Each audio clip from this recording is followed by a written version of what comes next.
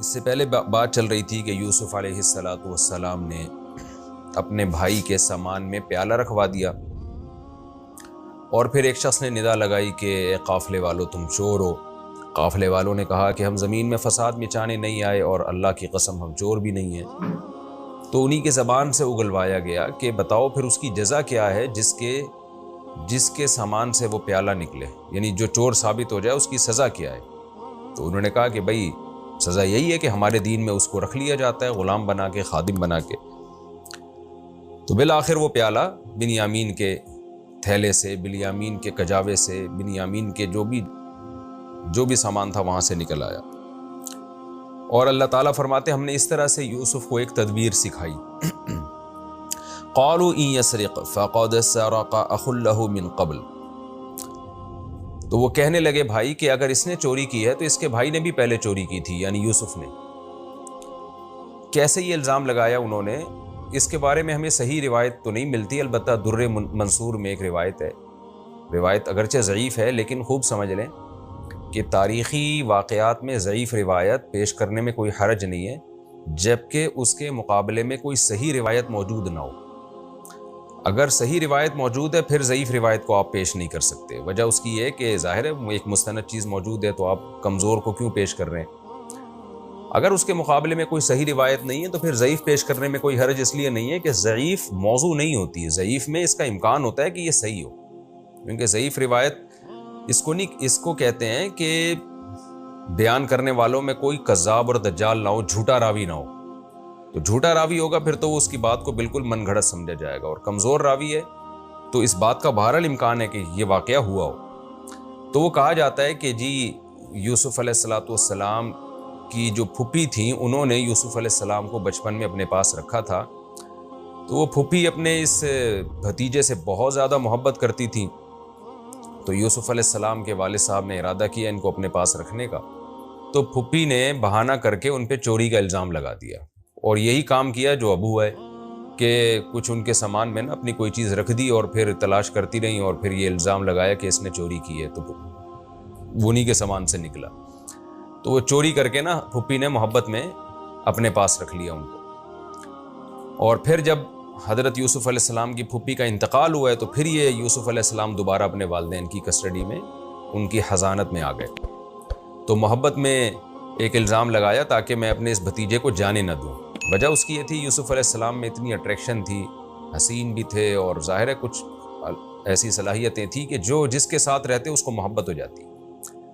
تو اب یوسف علیہ السلام کے بھائی تو جانتے تھے کہ یہ ہمارا جو بھائی ہے یہ چوری نہیں کر سکتا، اور قرائن سے ان کو پتہ چل گیا ہوگا، لیکن جب ظاہر انسان کو حسد ہو، جیلسی ہو، تو پھر وہ یہ تفتیش میں نہیں جاتا کہ یہ حقیقی الزام ہے یا غلط الزام ہے، بس وہ تو غلط الزام کو بھی صحیح سمجھتا ہے۔ تو اسی بیس پہ انہوں نے فوراً کہہ دیا کہ اگر بنیامین نے چوری کی ہے تو اس کے بھائی نے بھی چوری کی تھی ماضی میں، اور یوسف علیہ السلام جانتے تھے کہ ان کو حقیقت پتہ ہے، اس لیے یوسف علیہ السلام نے ان کے سامنے تو کچھ نہیں کہا، لیکن فَأَسَرَّهَا يُوسُفُ فِي نَفْسِهِ وَلَمْ يُبْدِهَا لَهُمْ، اس بات کو ان کے لیے ظاہر تو نہیں کیا۔ وہ کون سی بات جو آگے آ رہی ہے، وہ کیا تھی؟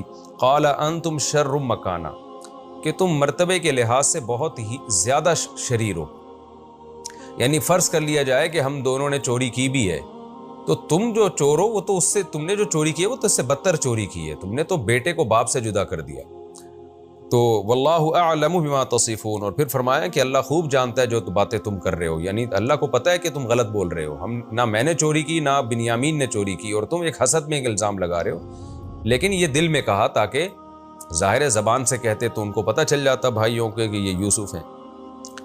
اب جب پیالہ نکل آیا بنیامین کے سامان سے تو اب وہ پریشان ہوئے، ٹینشن میں آ گئے، تو سارے مل کے کہنے لگے قالوا یا ایھا العزیز، اے عزیز مصر، ان لہ ابا شیخا کبیرا، اس کا ایک باپ ہے، شیخ کا مطلب بوڑھا ہے، کبیرہ بہت زیادہ بوڑھا، فخذ احدنا مکانا، دیکھیں کتنی بڑی قربانی دینے کے لیے تیار ہو گئے۔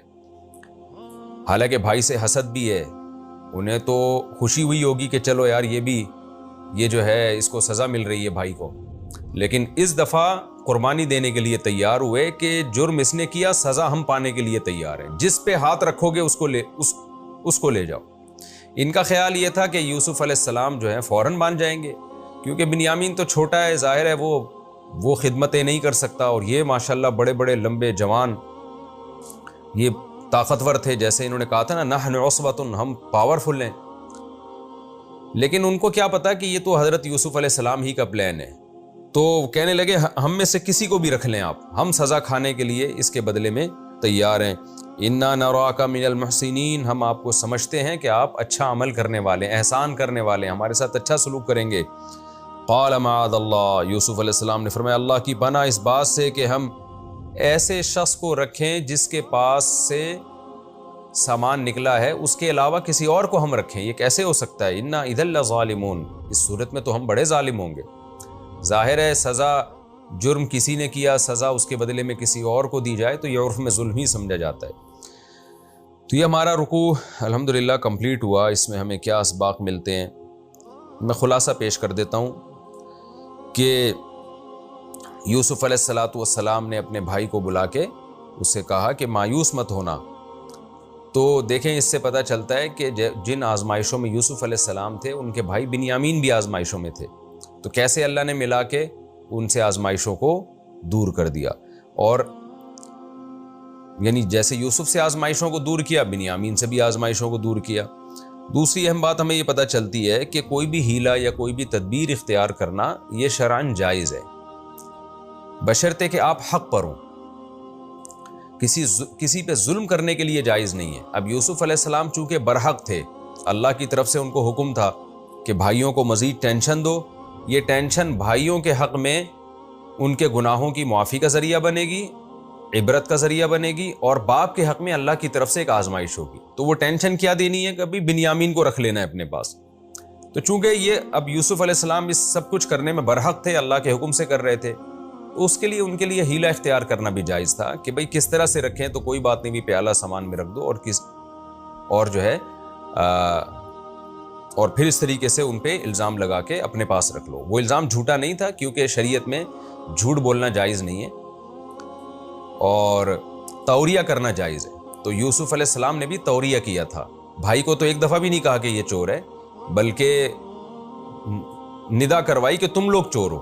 تو ظاہر ہے وہ چور تھے، اس معنی میں چوری کی تھی انہوں نے کہ یوسف علیہ السلام کو چوری کر لیا تھا انہوں نے. تو یہ توریہ کہلاتا ہے. تو آج بھی اگر کسی پہ ظلم ہو رہا ہو تو ظلم سے بچنے کے لیے وہ توریہ بھی کر سکتا ہے، کوئی ہیلہ بھی کر سکتا ہے. اس کی بہت ساری فقہ میں مثالیں ملتی ہیں کہ مثال کے طور پر کوئی شخص آپ کا قرضہ واپس نہیں کر رہا، ایک آدمی نے آپ کے 1,00,000 روپے دینے، وہ واپس نہیں کر رہا، اور آپ کو پتہ ہے کہ اس کے پاس واپس کرنے کی استطاعت ہے. تو حضرات فقہاء نے یہ مسئلہ بیان کیا ہے، قرآن و حدیثی سے استنباط کیا ہے کہ آپ کوئی ہیلہ کر کے اپنی رقم لے سکتے ہیں اس سے. مثال کے طور پر آپ کوئی بھی ایسا جس کو آج کے زمان میں ڈرامہ کہا جاتا ہے نا، کوئی بھی ڈرامہ کر کے کسی بھی طریقے سے آپ اپنے پیسے نکلوا سکتے ہیں. مثال کے طور پر آپ اس سے قرضہ لے لیں، یعنی کسی شخص کے نام پہ قرضہ لے لیں، کسی شخص کو بھیجیں اور بولیں کہ بھائی اس سے بولو کہ مجھے 1,00,000 روپے کی ضرورت ہے، تمہیں وہ دے دے گا، مجھے تو دے نہیں رہا، تو ادھر سے لے کے پھر ادھر لے لیے. یا یہ بھی جائز ہے کہ وہ پھر بھی نہ دے رہا ہو تو اس کی کوئی چیز چوری کر لی جائے اور اس کو مارکیٹ میں بیچ کے اپنی پیسے لیے جائیں اور باقی رقم اس کو واپس کر دی جائے. تو یہ چوری لفظی اعتبار سے یہ عمل چوری کہلائے گا، حقیقت میں یہ چوری نہیں ہے. اس لیے نہیں ہے کہ اس میں آپ کا مقصد اپنا حق وصول کرنا ہے، اس کا حق دبانا نہیں ہے. چوری میں کسی کا حق دبایا جاتا ہے. یہاں اس کو میں ظاہر لحاظ سے چوری کہہ رہا ہوں، حقیقت میں یہ چوری نہیں ہے. تو اس طرح سے کسی بھی طریقے سے شریعت نے اجازت دی ہے کہ آپ اپنا حق اس سے وصول کر سکتے ہیں، بشرطے کے سامنے والا ظلم کر رہا ہو. ہاں اس کے پاس دینے کی استطاعت نہیں ہے، پھر ایک الگ بات ہے، پھر جائز نہیں ہے. آگے چلتے ہیں ہم اگلے رکوع کی طرف. اچھا، ایک امپورٹنٹ بات یہ بھی ہے یہاں پہ کہ یوسف علیہ السلام نے یہ ہیلہ اس لیے اختیار کیا کہ مصر کا جو بادشاہ تھا اور مصر کا جو لا تھا، اس کے قانون میں چور کی سزا یہ نہیں تھی کہ اس کو غلام بنا کے رکھ لیا جائے. تو وہاں یوسف علیہ السلام یہ کام نہیں کر سکتے تھے، لہذا وہ چاہ رہے تھے کہ دین یعقوب کے لحاظ سے فیصلہ کیا جائے. اس سے ہمیں یہ بھی سبق ملتا ہے کہ کسی غیر مسلم ریاست میں کوئی عہدہ لینا بھی جائز ہے اور پھر اس کے ملکی قوانین کی رعایت کرنا بھی جائز ہے. جب آپ کسی غیر مسلم کنٹری میں ہوں تو وہاں کا جو لا ہے، جو قانون ہے، اس کو آپ فالو کریں گے. اور وہاں کوئی عہدہ لینا یعنی آپ عدالت میں جج بھی بن سکتے ہیں وہاں پہ. یعنی یہاں پر تو اشکال ہوگا نا کہ جج بننے کے بعد آپ کے تو سارے فیصلے وہ غیر مسلم ریاست کے مطابق ہوں گے, ان کے قانون کے مطابق ہوں گے. اور قرآن کہتا ہے وَمَن لَّمْ يَحْكُم بِمَا أَنزَلَ اللَّهُ فَأُولَٰئِكَ هُمُ الْكَافِرُونَ, جو اللہ کے فیصلوں کے مطابق فیصلہ نہیں کرتا وہ لوگ تو کافر ہیں. کہیں قرآن نے کہا ظالم ہیں, کہیں قرآن نے کہا فاسق ہیں. سوال پیدا ہوتا ہے ایک آدمی جج بنائے اور غیر مسلم ریاست میں ہے تو وہ غیر شرعی فیصلہ کرنے کا مجاز کیسے ہو گیا؟ وہ تو کافر ہو جائے گا یا ظالم ہو جائے گا. تو یہاں اس کی تفصیل خوب سمجھ لیں.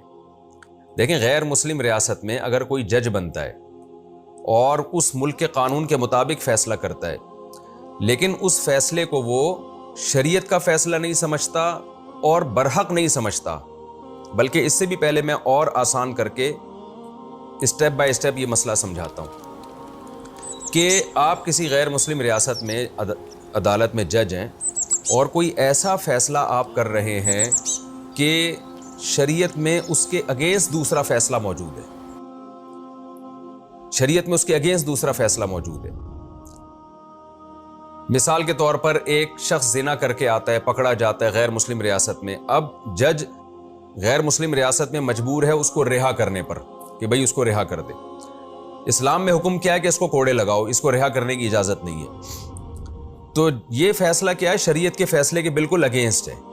تو ایسی صورت میں جج یہ فیصلہ کرے گا کہ بھئی ملکی قانون کے مطابق میں فیصلہ کر رہا ہوں, اور دل میں وہ نیت کرے کہ میں اس کو برحق نہیں سمجھتا خدائی قانون کے حساب سے, کیونکہ خدا کا قانون تو سب سے اعلیٰ ہے, اصل تو وہی ہے, لیکن میں چونکہ ملکی قانون کا پابند ہوں لہذا میں تمہیں بری کر رہا ہوں.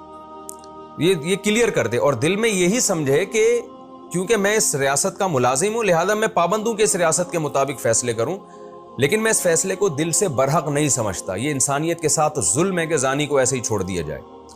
تو پھر جج انشاءاللہ گنہگار نہیں ہوگا, کیونکہ نہ وہ کوئی کنفیوژن پیدا کر رہا ہے, اسلام اور غیر اسلام کو خلط مل کر رہا ہے, اور اس سے زیادہ جج کے بس میں کچھ ہے بھی نہیں. یعنی جج اس سے زیادہ کچھ بھی نہیں کر سکتا نا, وہ تو مجبور ہے اس کے مطابق فیصلہ کرنے پر. نہ اس فیصلے کو برحق سمجھ رہا ہے وہ, ظاہر ہے اس جج کو ہٹائیں گے کوئی دوسرا بھی یہی آ کے فیصلہ کرے گا. تو اس طرح کے فیصلے میں جج گنہگار نہیں ہوگا. اس کی مثالیں جیسے ہماری عدالتیں ہیں پاکستان میں, اسلامی ملکوں میں بھی بہت دفعہ ایسے ہوتا ہے کہ جج فیصلہ کر رہا ہوتا ہے, غیر شرعی فیصلہ ہوتا ہے, لیکن وہ اوپر مجبور ہوتا ہے. تو وہ کبھی بھی یہ نہیں کہتا کہ اصل شریعت کا حکم یہی ہے یا برحق حکم یہی ہے. ہاں, اگر جج نے یہ فیصلہ کیا شریعت کے خلاف اور اس کو برحق سمجھنے لگا, انسانیت کی نجات اس میں سمجھنے لگا, تو پھر وہ اسلام سے خارج ہو جائے گا جج. وجہ اس کی یہ کہ خدائی قانون کے مقابلے میں وہ انسانی قانون کو ترجیح دے رہا ہے. تو ایمان اور کفر کا تعلق عقیدے سے ہے. اس سے پتہ چلتا ہے کہ قرآن کی یہ جو آیت ہے نا, وَمَن لَّمْ يَحْكُم بِمَا أَنزَلَ اللَّهُ, جو اللہ کے نازل کردہ فیصلوں پہ فیصلہ نہ کرے, تو یہاں فیصلے سے مراد ہے دل سے فیصلہ, یعنی عقیدے کا فیصلہ, کہ عقیدے میں اس کو برحق سمجھنا شروع کر دے تو وہ اسلام سے خارج ہے. عقیدے میں اگر برحق نہیں سمجھتا تو ظاہری لحاظ سے فیصلہ کرتا ہے, تو ظاہری لحاظ سے فیصلے میں وہ چونکہ پابند ہے ایک ملکی اور ریاست کے قانون کے مطابق فیصلہ کرنے پر, لہذا اس پابندی کی بیس پہ اس کو گناہ نہیں ملے گا. بعض دفعہ ایسے ہوتا ہے ایک صورت میں گناہ بھی ملتا ہے. وہ صورت یہ ہے کہ لوگوں نے اس کو ثالث بنایا اور اس کو کہا کہ آپ جو حق فیصلہ ہو وہ کریں, ملکی قانون نہیں چاہیے ہمیں, جس فیصلے کو آپ برحق سمجھتے ہیں وہ فیصلہ کریں. ایسی صورت میں اگر وہ شریعت کے خلاف فیصلہ کرتا ہے کیونکہ لوگوں نے اس کو ثالث بنایا ہے, جیسے علماء کرام اور مفتیان کرام کے پاس لوگ آتے ہیں یا قبائلی جرگے ہوتے ہیں. اب قبائلی جرگوں میں کسی شخص کو, کسی قبیلے کے سردار کو لوگ آتے ہیں اس کے پاس کہ آپ فیصلہ کریں, تو وہ چونکہ ملکی قانون کا پابند نہیں ہوتا, کوئی ریاست کی کوئی رٹ کو چیلنج نہیں کر رہا ہوتا, تو وہ پھر اگر مسلم ہے تو اس پر لازم ہے کہ وہ شریعت کے مطابق فیصلہ کرے, کیونکہ وہاں تو وہ آزاد ہے نا, اس پر کوئی دباؤ نہیں ہے. پھر اگر وہ شریعت کے خلاف فیصلہ کرتا ہے تو پھر یہاں بھی دو صورتیں ہیں. اگر وہ شریعت کے خلاف فیصلہ کرتا ہے یہ سوچ کے کہ یہ فیصلہ ہی درست ہے جو شریعت کے خلاف میں کر رہا ہوں, جیسے قبائلی رسومات کو دیکھتا ہے وہ یا اپنے کلچر کو دیکھتا ہے اور سمجھتا ہے کہ اس موقع پر یہی ہونا چاہیے, یہی صحیح ہے, تو وہ اسلام سے خارج ہو جائے گا, کیونکہ اس نے اللہ کے قانون کے مقابلے میں انسانوں یا کلچر کے بنے ہوئے قانون کو درست اور صحیح سمجھا. تو یہ صحیح اور درست سمجھنے کی وجہ سے وہ اسلام سے خارج ہو جائے گا. اور اگر وہ یہ سمجھتا ہے کہ نہیں جی اصل تو اللہ ہی کا قانون ہے، لیکن وہ اپنی قبائلی رسومات کے مطابق فیصلہ کرتا ہے یا کلچر کو دیکھ کے فیصلہ کرتا ہے یا کسی کے دباؤ میں آ کے فیصلہ کرتا ہے، اس لیے کہ بھئی اس پر ایک دباؤ ہے یا اس کو کسی لالچ میں آ کے فیصلہ کرتا ہے، تو ایسی صورت میں وہ گنہگار ہوگا، کافر نہیں ہوگا، جبکہ اس کے دل میں یہ عقیدہ ہو کہ اصل فیصلہ تو اللہ ہی کا فیصلہ ہے، لیکن میں لالچ میں آ کے غلط فیصلہ کر رہا ہوں یا اپنے قوم اور قبیلے کی محبت میں آ کے غلط فیصلہ کر رہا ہوں، تو ایسی صورت میں چونکہ اس کو یہ احساس ہے کہ یہ فیصلہ میرا غلط ہے لیکن لالچ میں کر رہا ہے یا دباؤ میں کر رہا ہے، تو کبیرہ گناہ کا مرتکب تو ہوگا لیکن اسلام سے خارج نہیں ہوگا، کیونکہ یہ عملی خرابی ہے، یہ عقیدے کی خرابی نہیں ہے۔ اسلام سے خارج انسان عملی خرابی سے نہیں ہوتا، عقیدے کی خرابی سے ہوتا ہے۔ جیسے ایک شخص عملاً نماز نہیں پڑھتا تو وہ کافر نہیں ہوگا، کبیرہ گناہ کا مرتکب ہوگا، لیکن عملاً نماز پڑھ رہا ہو لیکن نماز کو ضروری نہیں سمجھتا تو پڑھنے کے بعد بھی وہ مسلم نہیں ہوگا، وہ کافر ہوگا، کیونکہ عقیدہ اس کا یہ کہ نماز ضروری نہیں ہے۔ تو اسلام سے خارج ہونے کے لیے دل کا جو عقیدہ ہے وہ غلط ہونا ضروری ہے، عملاً کوتاہیوں سے انسان کافر نہیں ہوتا، یہ خوب سمجھ لیں۔ اچھا، یہاں ایک بات رہ گئی کہ میں نے جو یہ کہا کہ غیر مسلم ریاست میں قبیلہ کا کوئی جرگہ ہو یا دو آدمی کسی کو ثالث بنائیں اور اس سے فیصلہ کروائیں اور وہ دباؤ میں آ کے غلط فیصلہ کر دے تو وہ اسلام سے خارج نہیں ہوگا بلکہ کبیرہ گناہ کا مرتکب ہوگا۔ تو یہ بھی جب ہے جب وہ دباؤ بھی یعنی اکراہ ملجے نہ ہو، اکراہ ملجے کا مطلب قتل کا خوف یا بہت زیادہ مار پیٹ کا خوف۔ اگر کسی پہ اتنا دباؤ ڈالا گیا کہ وہ مجبور ہو گیا تو اس صورت میں بھی اللہ کی رحمت سے امید ہے کہ اللہ تعالیٰ اس کو معاف کر دیں گے، بشرطے کہ اس کے دباؤ میں آنے سے کسی پہ ظلم نہ ہو رہا ہو۔ یعنی ظلم سے میری مراد یہ ہے کہ اس کے دباؤ میں آنے سے کسی ناحق انسان کا قتل نہ ہو رہا ہو۔ تو اپنی جان بچانے کے لیے کسی ناحق کو قتل کرنا یہ شرعاً جائز نہیں ہے۔ مثال سے میں بات سمجھاتا ہوں، ایک آدمی کے پاس کیس آیا، لوگوں نے اس کو حکم بنایا اور اس پہ دباؤ ڈالا کہ یہ شخص قاتل نہیں ہے لیکن تم نے فیصلہ کرنا ہے کہ فیصلے میں اس کو قاتل ثابت کرنا ہے تاکہ ہم قصاصاً قتل کریں۔ تو ایسی صورت میں جج پہ جتنا بھی دباؤ ڈالا جائے، جج کے لیے یہ غلط فیصلہ جائز نہیں ہے۔ وجہ اس کی ہے کہ اپنی جان بچانے کے لیے کسی بے گناہ پہ قتل کا الزام لگا کے اس کو قتل کروانا یہ جائز نہیں، ایسا دباؤ شریعت میں معتبر نہیں، کیونکہ جتنی آپ کی جان قیمتی ہے اتنی اس کی جان بھی قیمتی ہے۔ ہاں، مالی نقصان کروایا جا سکتا ہے اپنی جان بچانے کے لیے، لیکن پھر اس مالی نقصان کی تلافی اس کے اوپر ہوگی، شرعاً یہ مکلف ہوگا کہ اس مالی نقصان کی بعد میں کسی طریقے سے تلافی کرے۔ تو یہ کچھ تفصیل تھی جو میں نے آپ کے سامنے پیش کی۔ اچھا، بعض دفعہ یہ بھی ہوتا ہے کہ کسی غیر مسلم ریاست میں آپ ایسا قانون پہ فیصلہ کر رہے ہیں جو غیر شرعی ہے، لیکن وہ غیر شرعی بالکل شریعت کے اگینسٹ نہیں ہوتا، بلکہ شریعت میں ایک چیز کی سزا زیادہ ہے، آپ فیصلہ کر کے اس کی سزا کم دے رہے ہو۔ مثال کے طور پر امریکہ کی عدالت میں کسی شخص پہ چوری ثابت ہوتی ہے اور جج ایک مسلم ہے، تو جج اس کو جیل کی سزا دے دیتا ہے، حالانکہ اسلام میں سزا کیا ہے کہ ہاتھ کاٹنا۔ تو یہاں ہم یہ نہیں کہیں گے کہ اس نے غیر شرعی فیصلہ کیا ہے، بلکہ ہم یہ کہیں گے کہ سزا تو ہاتھ کاٹنا بنتی تھی لیکن اس نے بالکل بری و ذمہ قرار دینے کے بجائے کم سزا کر دی ہے۔ تو اگر یہ بھی نہ ہوتا تو بالکل بھی چور کو سزا نہ ملتی۔ تو یہاں ہم یہ کہیں گے کہ یہ کسی نہ کسی درجے میں شریعت کے حکم کا معاون اور مددگار بن رہا ہے کہ چلو ہاتھ نہیں کٹوا رہا تو کم از کم جیل تو بھجوا رہا ہے نا اس کو۔ لیکن ہمارے ہاں لوگ ایسے فیصلوں کو بھی غیر شرعی کہہ دیتے ہیں، تو یہ غیر شرعی نہیں ہے۔ آپ یہ کہہ سکتے ہیں کہ جو شریعت میں کامل سزا جو ملنی چاہیے تھی وہ نہیں ملی، ناقص سزا مل گئی ہے، تو سزا نہ ملنے سے بہرحال بہتر ہے کہ ناقص سزا ہی مل جائے۔ تو ایسی صورت میں اس فیصلے کو غیر شرعی نہیں کہا جائے گا، بلکہ یہ کہا جائے گا کہ شریعت پر جہاں پورا عمل نہیں ہو رہا تو something is better than nothing, کم از کم کچھ تو عمل ہو رہا ہے نا، چور کو کچھ نہ کچھ سزا تو مل رہی ہے۔ تو یہ بہرحال ایک بہت تفصیلی مسئلہ ہے، آج کل ہمارے یہاں سب پہ ہی فتویٰ لگا دیا جاتا ہے، بس ایک آیت پڑھی جاتی ہے وَمَن لَّمْ يَحْكُم بِمَا أَنزَلَ اللَّهُ فَأُولَٰئِكَ هُمُ الْكَافِرُونَ، جو لوگ اللہ کے فیصلوں پہ فیصلہ نہیں کرتے وہ کافر ہیں۔ تو اس کی وجہ سے بعض لوگوں نے اس میں اتنا غلو کیا ہے، ماضی قریب میں یہ بہت زیادہ فتویٰ پھیلایا گیا تھا کہ اسلامی ملکوں میں جتنے ججز ہیں کوئی بھی اگر غیر شرعی فیصلہ کرے گا تو اسلام سے خارج ہو جائے گا، پھر اسلام سے جب خارج ہوگا تو اس کی بیوی کا نکاح بھی ٹوٹ جائے گا، پھر آگے بچے بھی ولد الزنا پیدا ہوں گے۔ اتنی اس میں مبالغہ آرائی کی گئی ہے، وجہ اس کی یہ کہ قرآن مجید کی آیتوں کا وہ مفہوم نہیں لیا جا رہا جو اسلاف سے چلا آ رہا ہے۔ جب آپ اپنے طور پہ قرآن کا ترجمہ پڑھ کے اور فتوے لگانا شروع کر دیتے ہیں تو یہ بہت خطرناک بات ہے۔ تو اگرچہ قرآن میں یہ بات واضح طور پر لکھی ہوئی ہے وَمَن لَّمْ يَحْكُم بِمَا أَنزَلَ اللَّهُ فَأُولَٰئِكَ هُمُ الْكَافِرُونَ، جو اللہ کے فیصلوں پہ فیصلہ نہیں کرتا وہ کافر ہے، اور آگے کہا وہ ظالم ہے، آگے کہا وہ فاسق ہے، وہ کافر بھی ہے، ظالم بھی ہے، فاسق بھی ہے۔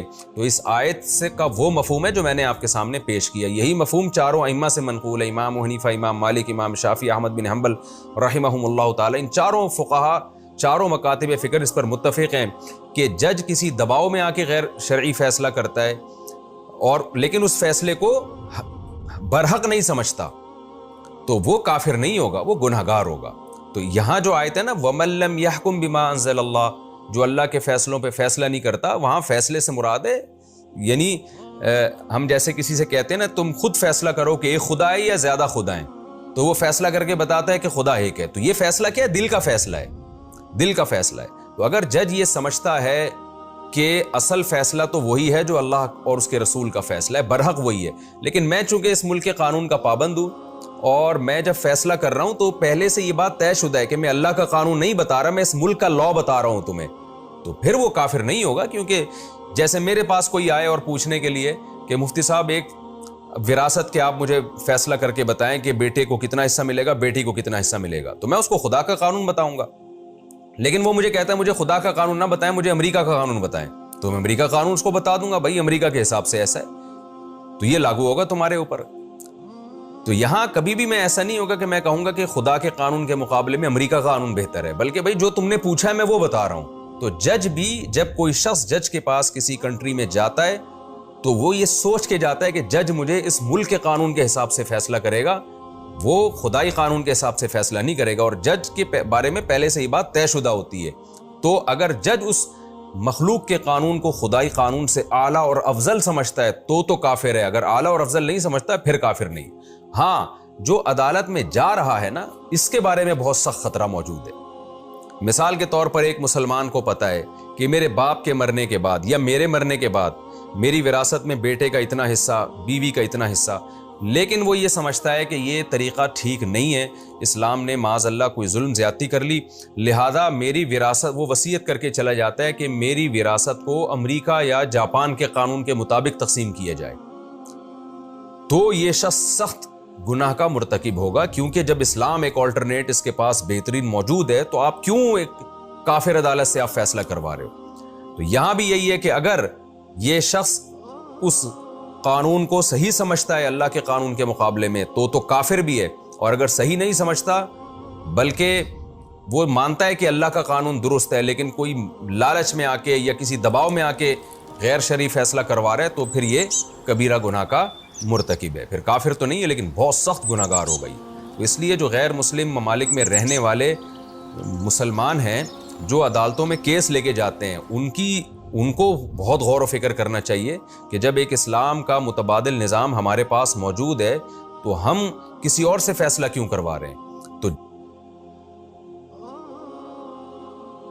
ججز کے لیے معاملہ اتنا خطرناک نہیں ہے، زیادہ خطرناک معاملہ، یعنی ججز سے میری مراد وہ جج جو کسی غیر مسلم ریاست میں جج ہو، اس کے لیے معاملہ اتنا ڈینجرس نہیں ہے۔ ڈینجرس ان لوگوں کے لیے کہ جو اس عدالت میں کیس لے کے جاتے ہیں اور وہ ہیں بھی مسلم۔ تو اس لیے قرآن مجید میں اللہ تعالیٰ کا ارشاد ہے فَلَا وَرَبِّكَ لَا يُؤْمِنُونَ حَتَّى يُحَكِّمُوكَ فِي مَا شَجَرَ بَيْنَهُمْ، یہ لوگ اس وقت تک مومن نہیں ہو سکتے جب تک یہ اسلام سے فیصلہ نہ کروائیں۔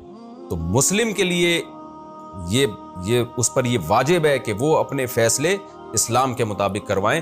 اگر ملکی قانون اور اسلام کا قانون ایک دوسرے کے اپوزٹ ہیں تو پھر اسلام سے فیصلہ کروائیں۔ ہاں، بہت سے قوانین ایسے ہوتے ہیں جہاں اسلام اور ملکی قانون آپس میں ٹکرا نہیں رہے ہوتے،